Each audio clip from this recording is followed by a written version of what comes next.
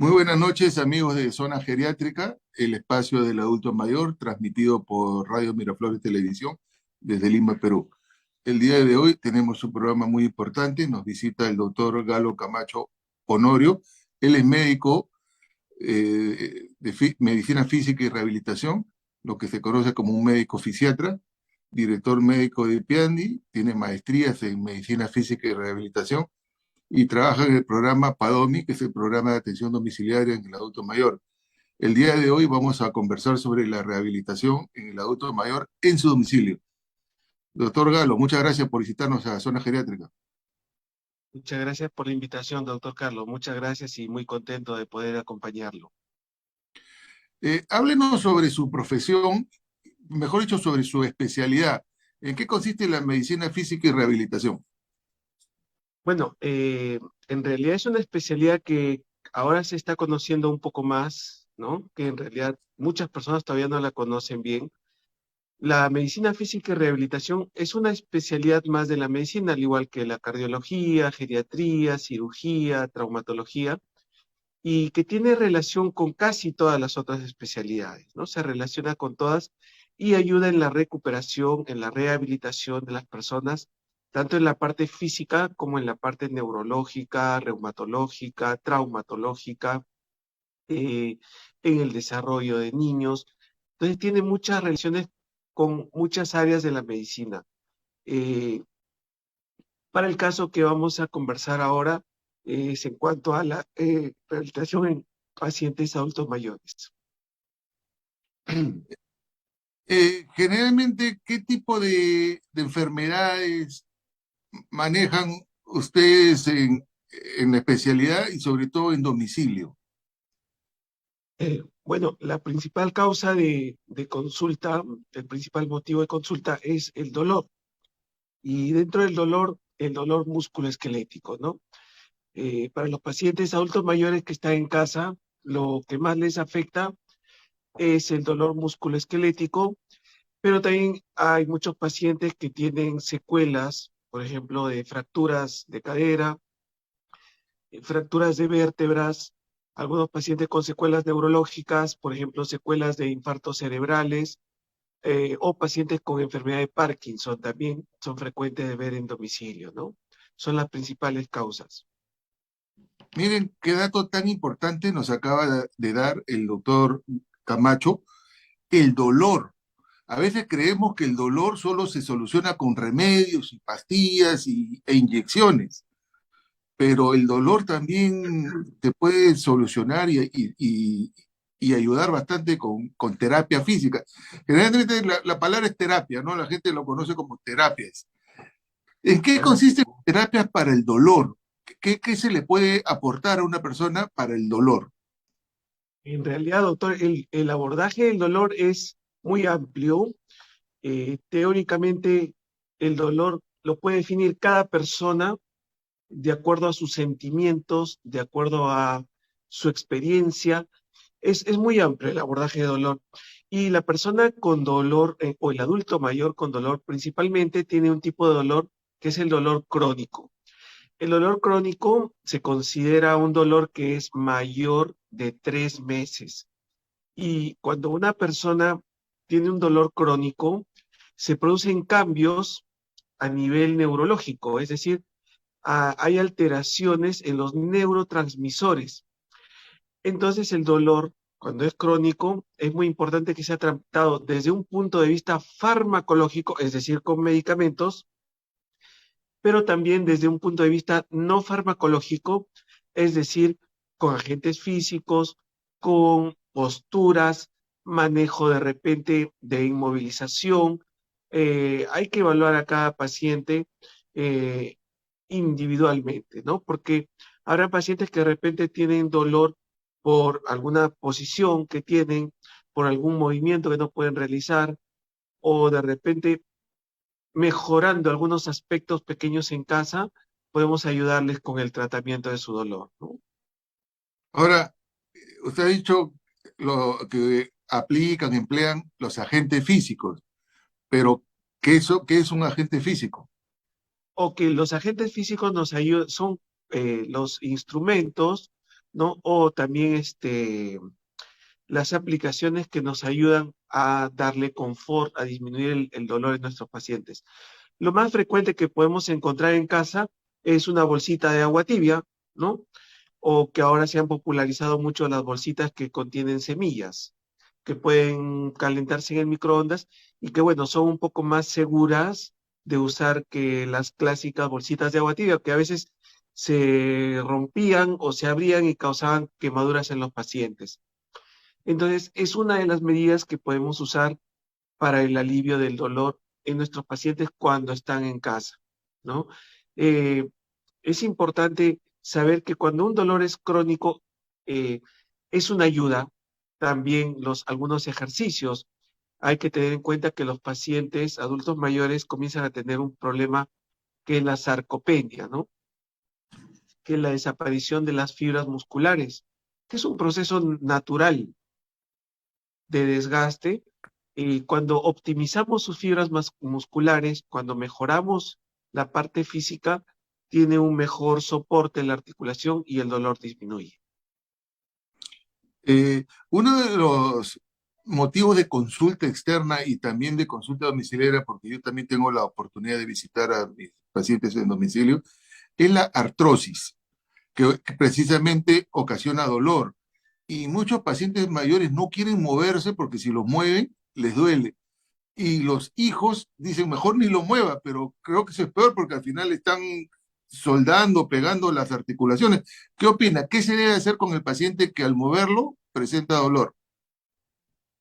Bueno, en realidad, doctor, yo le voy a ser bien sincero. Yo en la práctica diaria encuentro que muchos pacientes que tienen el diagnóstico de artrosis, a la vez tienen músculos que están demasiado contracturados. Cuando examinamos los músculos que están alrededor de la articulación con artrosis, encontramos ciertos puntos dolorosos que se llaman puntos gatillo. Y a veces el dolor no está producido por la artrosis, sino por la presencia de esos puntos gatillo. Entonces, cuando hacemos un tratamiento a esos puntos gatillo, el dolor disminuye notablemente y la persona puede mejorar su movimiento y disminuir obviamente el dolor. ¿Y en qué consiste el tratamiento para los músculos gatillo, esos músculos que rodean la articulación? Bueno, hay varios tipos de tratamiento. Un tratamiento se puede realizar con una técnica que se llama técnica de punción seca, en la cual utilizamos agujas pequeñas, como las agujas de acupuntura, para estimular esos músculos y liberar los puntos gatillo. También podemos utilizar algunos equipos en terapia. Podemos utilizar ultrasonido, corrientes analgésicas o equipos más modernos como existen ahora, como los láser de alta intensidad o el sistema superinductivo. La ventaja de estos equipos es que en pocas sesiones nos permiten recuperar el músculo. Entonces ya no son tratamientos tan largos, tan prolongados, nos permiten que el paciente en 3 semanas o 4 semanas ya tenga muy poco dolor, ya pueda movilizar la articulación y ya le sea mucho más fácil reintegrarse a sus actividades, ¿no? Porque el dolor es un problema médico, psicológico y hasta social, ¿no? Porque una persona con dolor no puede tener una adecuada calidad de vida. Entonces, tenemos que atacar el dolor por todos lados. No solo como dije al inicio con medicamentos, sino también con el aporte que ustedes nos dan. Eh, Ustedes como especialistas también realizan infiltraciones en las articulaciones, en las zonas de dolor. Claro que sí, se utilizan algunos medicamentos, pueden utilizarse corticoides, que son medicamentos antiinflamatorios, se inyectan directamente en la articulación, pero actualmente también se utiliza mucho los viscosuplementadores, ¿no? Se inyecta ácido hialurónico dentro de la articulación y actúa como un lubricante, ¿no? También se puede utilizar. Se están haciendo también muchos procedimientos de infiltración con plasma rico en plaquetas, ozonoterapia o células madre. También a muchos pacientes se les puede ayudar con esos procedimientos, pero es importante evaluar primero al paciente, poder tocar sus músculos, tocar su articulación y ver cuál es la fuente de dolor para poder actuar directamente. Ahora, el dolor también puede ser emocional, o sea, un mismo dolor se puede manifestar de diferente manera en personas diferentes. Claro que sí. El dolor cuando es crónico, es decir, tiene más de 3 meses y trae cambios a nivel neurológico, por lo general tiene un componente emocional. Entonces, la persona cuando tiene el dolor crónico, por lo general está triste, deprimida, es una persona que se aísla, que ya no comparte con su familia, que ya no tiene las mismas ganas de hacer cosas, ¿no? Y comienzan a aparecer otros síntomas como la fatiga, las alteraciones de sueño, trastornos del estado de ánimo. Entonces, siempre el dolor crónico, en mayor o menor medida, tiene un componente emocional. Miren qué importante, hemos aterrizado en este punto del dolor y cómo tenemos que combatirlo por todos lados, con medicamentos, con medicina física y rehabilitación, con terapias inclusive psicológicas y todo lo que sea necesario para que nuestro enfermo no sufra de dolor. Doctor, Así es, y, doctor. y dentro de nosotros, por ejemplo, nos preguntan mucho sobre el Alzheimer. ¿Hay terapias físicas para el Alzheimer? ¿Se le puede ofrecer desde el punto de vista de su especialidad algún tipo de apoyo profesional? Claro, lo que eh, principalmente hacemos en los pacientes con Alzheimer es evitar algunas complicaciones, ¿no? ¿Por qué? Porque son pacientes que van a tener mayor riesgo, por ejemplo, a una caída o a una postración. Entonces, a los pacientes con Alzheimer se les puede trabajar el equilibrio, la coordinación y una cualidad muy importante que tiene nuestro sistema nervioso que se llama propiocepción. En los pacientes con Alzheimer también es muy importante trabajar los músculos de la deglución, porque ellos van a tener dificultades para poder pasar los alimentos, para poder pasar los líquidos y también se pueden ahogar o atorar con la saliva. Entonces, cuando los pacientes tienen estos problemas, le llevan a una entidad que es mucho más peligrosa que la neumonía aspirativa, ¿no? Entonces, los alimentos o las bebidas o la misma saliva van a la parte respiratoria, se puede infectar y causar una neumonía aspirativa, que ya es un cuadro mucho más complicado, ¿no?, de tratar.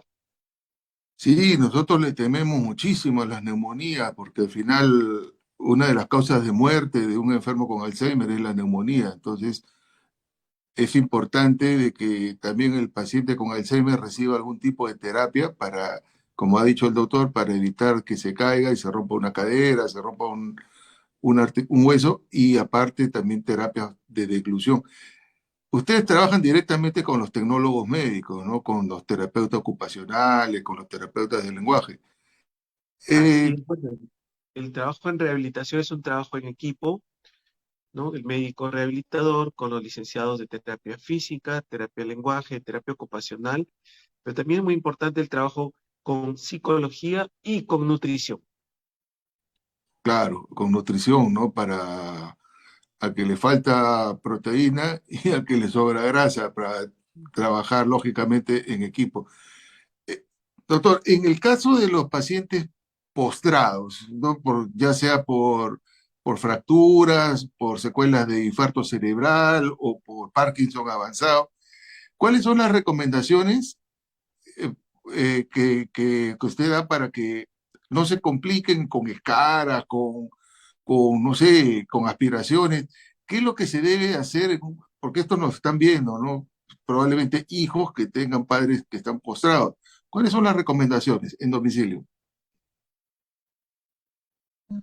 En primer lugar, hay que ver si la persona está lúcida, si está orientada en tiempo, espacio y persona, o no lo está.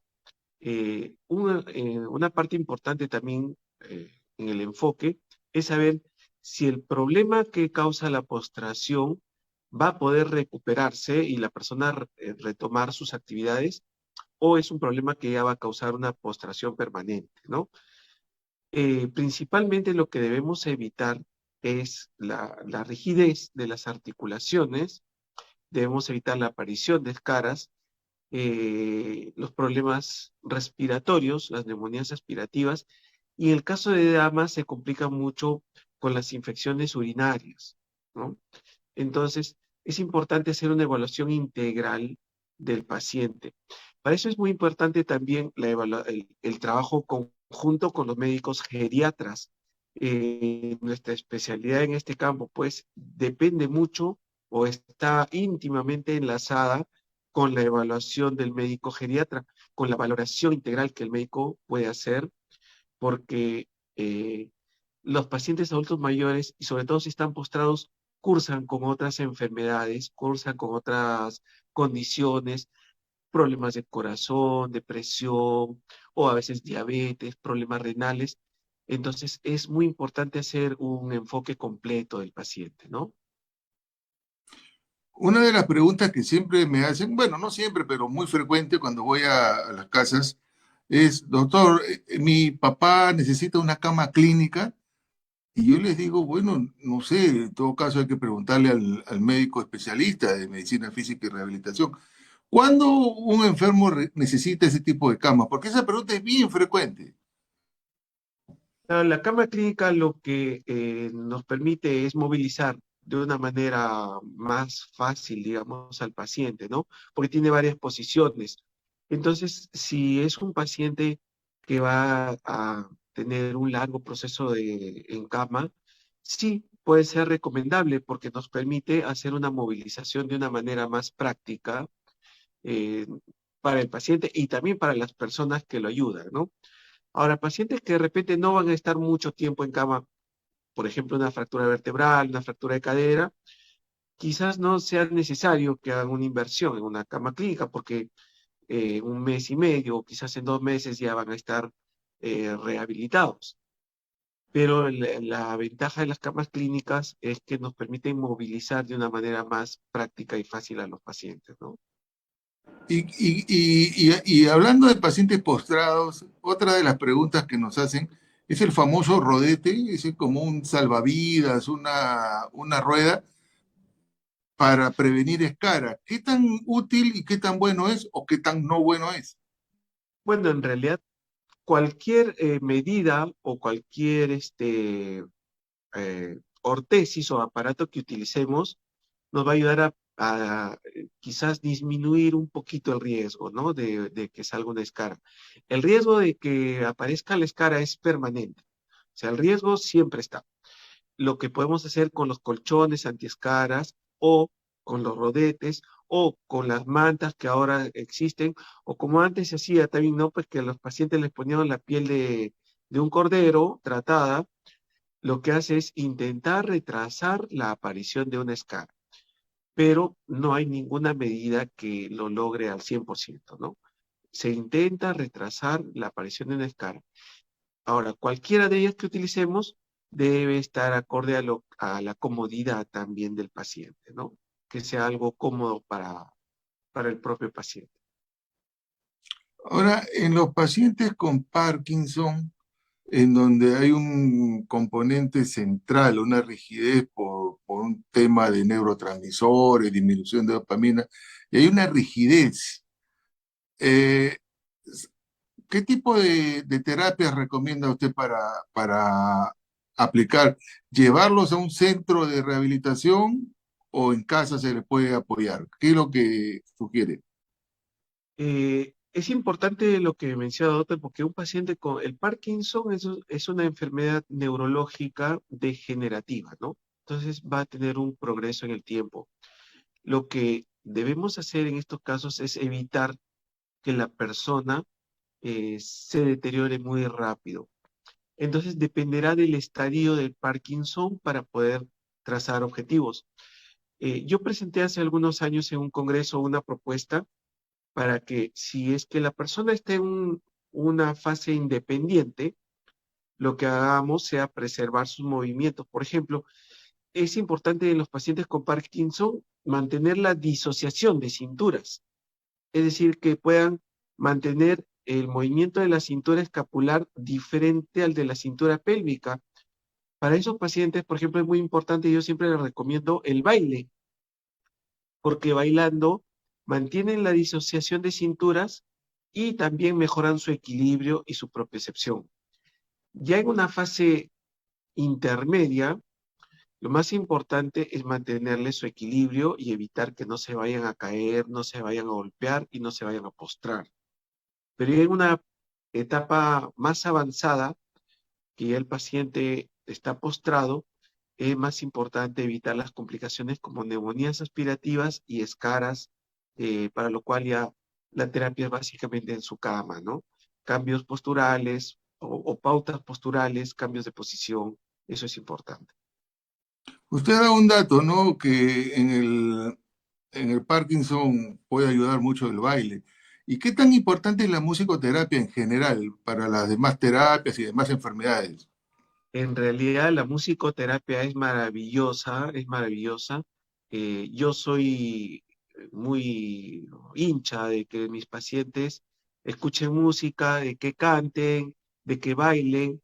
Hay un estudio de hace algunos años de que los pacientes con Parkinson mejoraban su marcha cuando comenzaban a memorizar o a recordar una marcha militar, ¿no? Comienzan a recordar y el tono que tiene la marcha militar les estimula y les mejora su patrón de marcha. Y la musicoterapia es importantísima. Por ejemplo, ahora tenemos como alternativa un baile que se llama Zumba. Zumba es un baile que no tiene impacto articular. Entonces le ayuda mucho a nuestros pacientes para mejorar su estado muscular. E incluso dentro de Zumba hay un tipo que es Zumba Gold, como oro, Zumba oro, que es especial para personas adultas mayores. Ya saben, amigos, a descargar del, del Spotify o de YouTube baile con Zumba, que sobre todo no lesionan las articulaciones, no lesionan la rodilla, la cadera, la columna, entonces es importante. Doctor, y sobre las terapias alternativas, en su especialidad, yo, por ejemplo, una vez leí que, que pacientes con Parkinson, no sé hasta qué punto sea cierto, pero me gustaría su opinión, terapias con delfines, me los metían a algunos, en México leí, los metían a unas piscinas con delfines, o caballos, que dicen que el cuello de un caballo tiene como una vibración especial, entonces el enfermo abrazaba el caballo y le transmitía una vibración. ¿Es cierto? ¿Funciona? ¿Podría funcionar? En realidad sí hay bastantes terapias alternativas, doctor.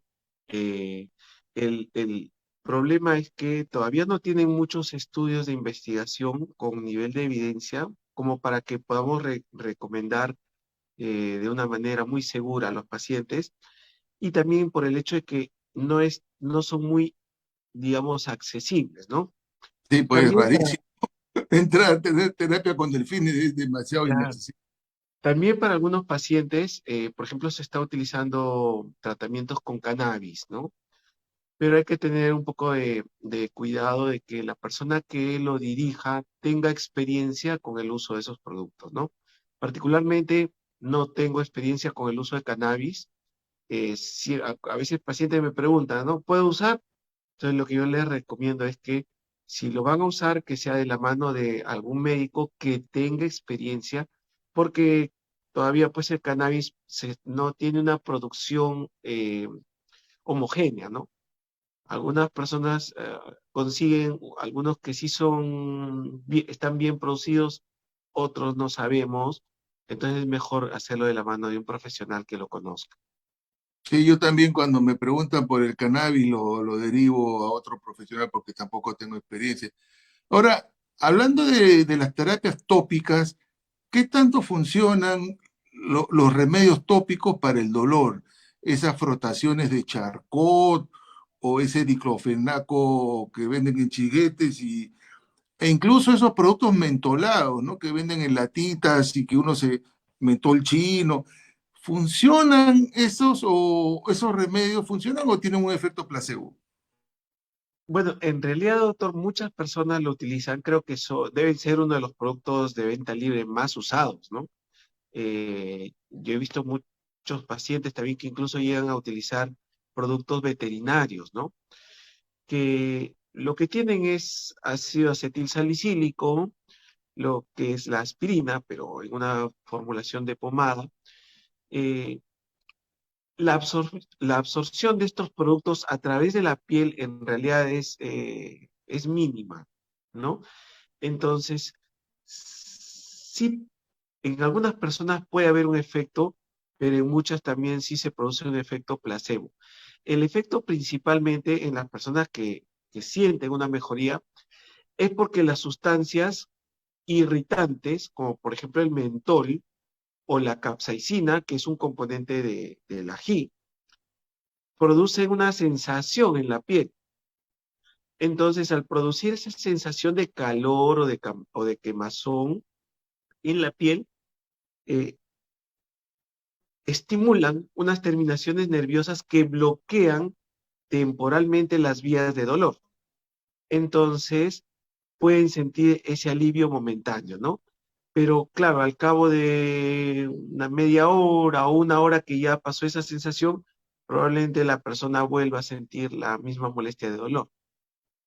Pero hay unos productos que deben tener también, como dicen, ¿no? Un ligero momento anestésico, ¿no? Pero el olorcito a mentol, el eucalipto da como una sensación de bienestar y podría ayudar. Ahora, yo tenía, lo que usted me acaba de decir es cierto, yo tenía un paciente que se había conseguido una pomada para caballos, de origen, o sea, de tratamiento veterinario, y el hombre era feliz con su crema para caballos, ¿ah? Claro, en realidad eso ahí es muy importante la parte eh, psicológica, ¿no? La persona que le tenga fe a lo que está recibiendo y tiene pues un efecto placebo. Ahora, en realidad esas pomadas tienen casi lo mismo que cualquier otra, ¿no? Tienen árnica, mentol o a veces tomillo.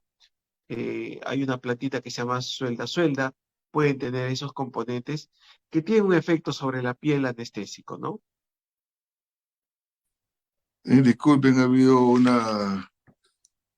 ¿Me escucha? Sí, Ya, disculpen, ha habido un bloqueo.